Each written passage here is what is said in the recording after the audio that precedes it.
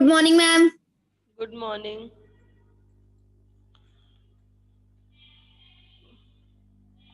चलिए, टेस्ट आपका स्टार्ट हो रहा है। देखती हूँ कितना आपने पढ़ा, कुछ किया या सिर्फ बैठे हो। अलबख्श मलिक। ठीक है, पहला क्वेश्चन है आपका, मीनिंग ऑफ मॉडरेट।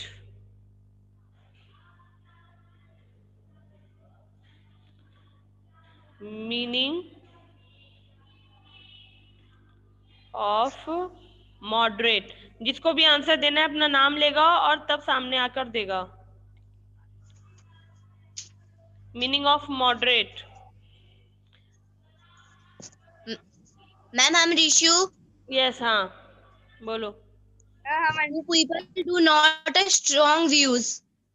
हाँ, people who do not hold Do not hold a strong views.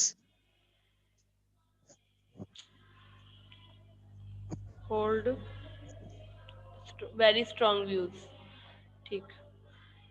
और एक कोशिश ये करना कि थोड़ी देर बुक कॉपीज को बंद कर दो, तो ईमानदारी के साथ देने में आपकी भलाई है। ठीक है, अगला क्वेश्चन है, वाई वॉज INC formed? मैं हम बताएं Anjali. Yes Anjali. ING was formed to bring together a एक group second. of educated Indians who हाँ, could discuss and no- negotiate with the British government. एक बार अंजलि फिर से रिपीट कर देना। INC was formed to bring together a कोई group कुछ बता of दे। educated ओके, हाँ बोलती रहो बोलती रहो, क्योंकि इतना बड़ा INC आंसर was लिखना formed ऐसे पॉसिबल नहीं होगा। to bring together a group of educated Indians who could discuss and negotiate with the British government. Okay, तो जो भी अंजलि ने बताया ये इसका आंसर राइट है। ठीक है, और आंसर थोड़ा बड़ा था इसलिए मैंने यहाँ पे लिखा नहीं है, वैसे आंसर राइट है। क्वेश्चन 3, और जो बच्चा आंसर दे लेगा वो बार बार आंसर दे नहीं वो करेगा तब तक जब तक कि मैं उसे परमिशन ना दूं। तो बीच में हम बताएं फिर से नहीं बोलना है। जिन्होंने आंसर नहीं दिए पहली प्रायोरिटी उनके लिए है। Why was Muslim league formed? Formed, हाँ।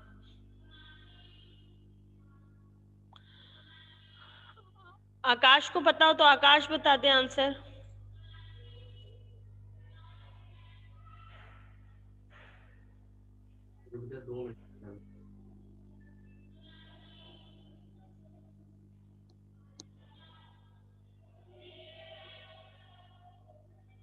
कौन दे रहा है इसका आंसर?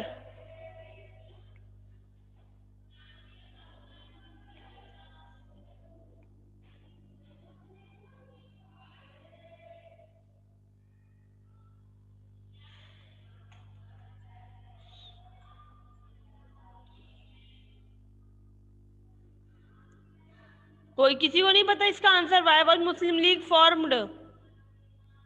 हम अंजलि। हाँ, अंजलि के अलावा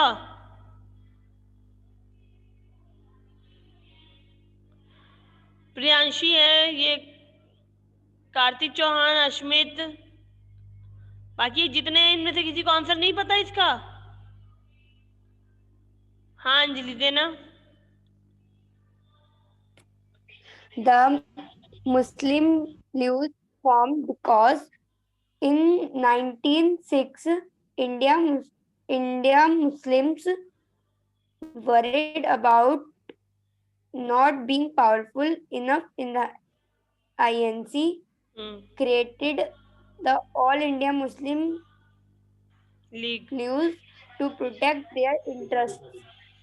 इन पॉलिटिक्स। अच्छा, प्रोटेक्ट दियर इंटरेस्ट, हाँ, ओके, गुड। तो इसका भी आंसर राइट था। Question 4,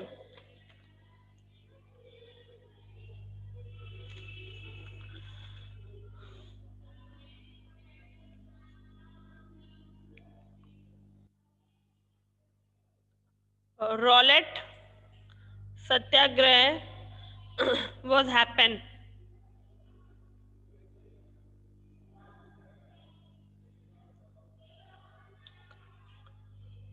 Rowlatt satyagraha was happened, date बतानी है, date and year.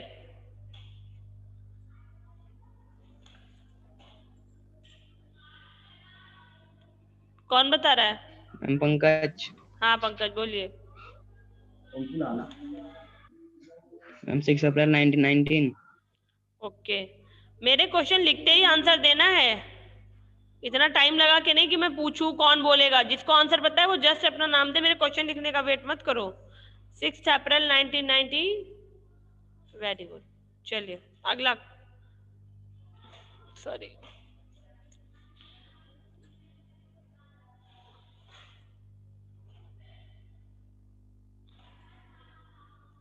Question 4।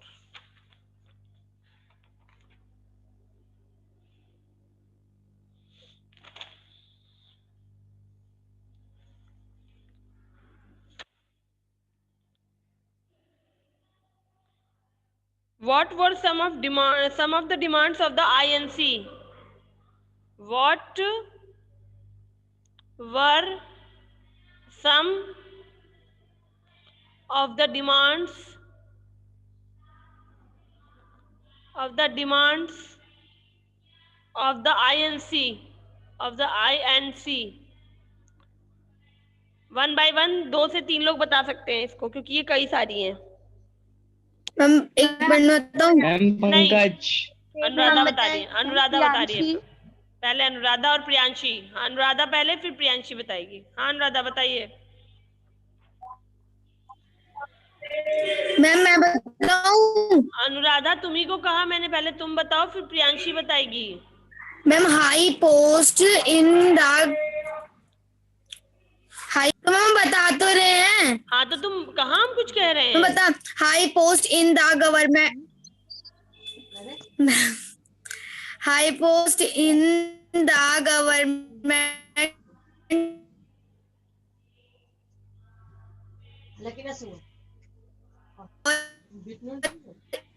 Indians. Okay, अगला प्रियांशी, नेक्स्ट आप बताइएगा।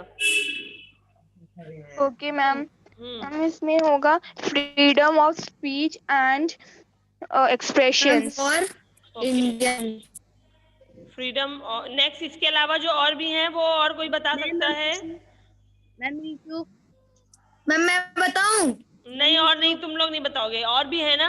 कहाँ गए सारे लोग? मैम ऋषु बताएं। मैम मैं बताऊं? पंकज। नहीं मैम पंकज, ऋषु, ऋषु एक बता दो। अच्छा रुक जाओ। Ma'am reduce our revenue and military expenditure. Very good, चलो इसके अलावा प्रिया शर्मा बताएंगी अब। है भी नहीं मैम, बना के दे रहे। Less interference in forest administration. अच्छा, चीटिंग करके बता रही हो? हाँ, नेक्स्ट इन्होंने बताया था एक, reduce revenue military expenditure. And military expenditure.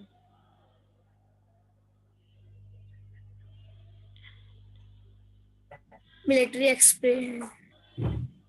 expenditures.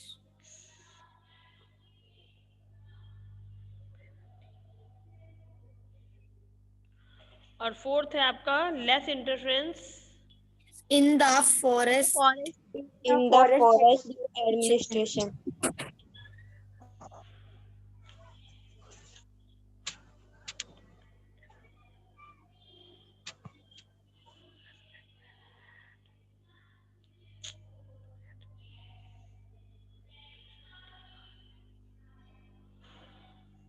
Okay,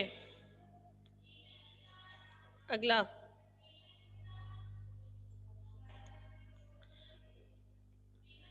आपको सारे ऑप्शन नहीं दिए जाएंगे, एग्जाम में भी ये क्वेश्चन आता है, ठीक है। सिर्फ आपको एक जो पॉइंट है वो लर्न करके रखना होगा इस क्वेश्चन के लिए, बता दे रही हूँ। आपको इस क्वेश्चन में पूछा जा रहा है which of the following did not happen between 1885। मैं यहाँ पर क्वेश्चन दूंगी which incident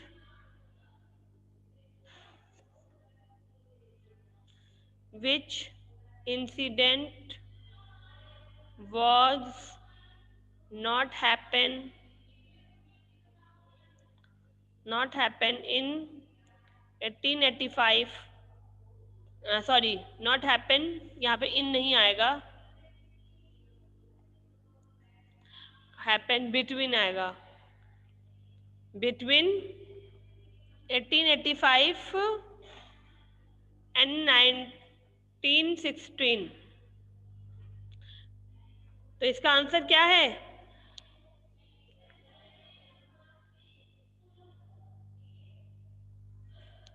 Ashmit,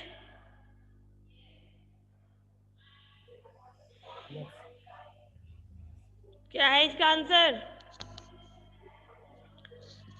Which incident was not happened between 1885 and 1916?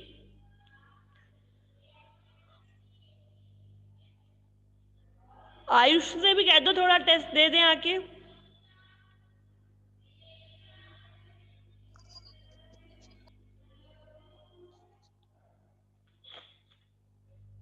Ma'am Pankaj. बताओ Pankaj. Ma'am vernacular press act. नहीं। The Congress met with the British leader to demand complete independence was not happen between 1885 and 1916. Congress British अधिकारियों से, British नेताओं से मिली और उसने complete independence की demand की। ऐसा 1885 से लेकर 1916 के बीच में नहीं हुआ था। चलो, When was Jallianwala massacre happen? Jallianwala massacre कब हुआ था?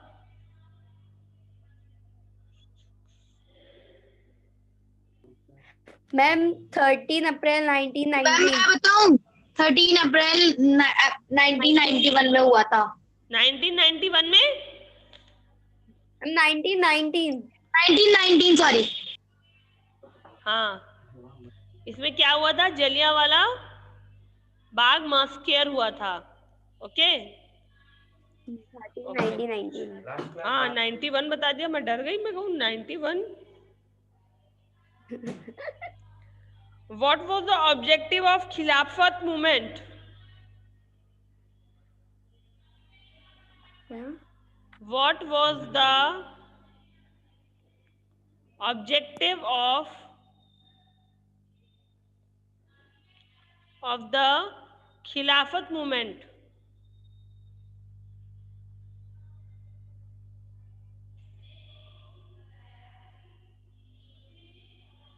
खिलाफत मूवमेंट का ऑब्जेक्टिव क्या था?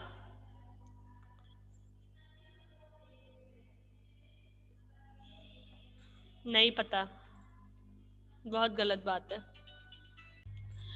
The Constitution of India helps protect minorities from being dominated by the majority.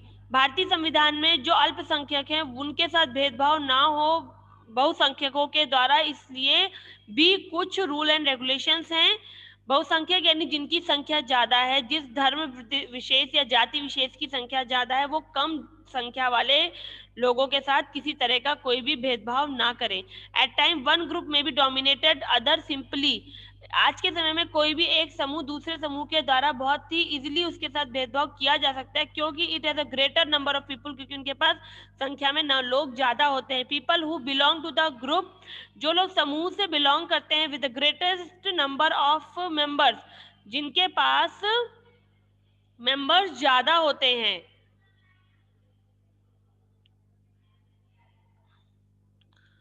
जिनके पास मेंबर्स ज्यादा होते हैं वो लोग, सॉरी, हाँ, people who belongs to the group of with the greatest number of people are majority. जो नंबर में ज्यादा होते हैं वो मेजोरिटी में होते हैं, और जो कम होते हैं belongs to the fewer number in the majority, जो कम संख्या में लोग होते हैं और वो माइनर होते हैं. A majority group can force decisions on the minority group. और जो मेजोरिटी ग्रुप होता है वो अपने निर्णय माइनॉरिटी ग्रुप पर थोपता है. यानी मान लीजिए आप जैसे क्लास में है, मोस्टली हम कोशिश करते हैं गर्ल्स एंड बॉयज की संख्या इक्वल हो. अगर बॉयज की संख्या ज्यादा और गर्ल्स की संख्या कम होगी तो बॉयज जो डिसीजन लेंगे फिर वो चीज गर्ल्स को माननी होगी. तो वो चीज है यहाँ पर भी, to protect the interest of minorities के इंटरेस्ट को की रक्षा करने के लिए the fundamental rights in the Indian constitution grant equal right to everyone to practice any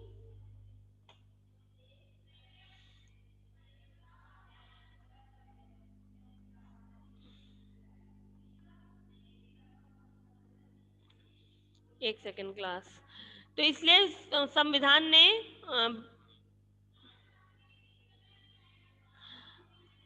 कई सारे फंडामेंटल राइट्स की स्थापना की है और सभी को बराबर अधिकार दिए हुए हैं. अभी का पेज शेयर हो रहा है ना कि सबको? Yes ma'am. ओके. Yes, सभी के पास अधिकार हैं. कौन कौन से अधिकार दिए गए हैं? राइट टू, सभी को प्रैक्टिस एनी रिलीजन, किसी भी धर्म की पूजा पाठ करने की स्वतंत्रता दे रखी है, फ्रीडम है. धर्म से संबंधित अधिकार सभी के समान है.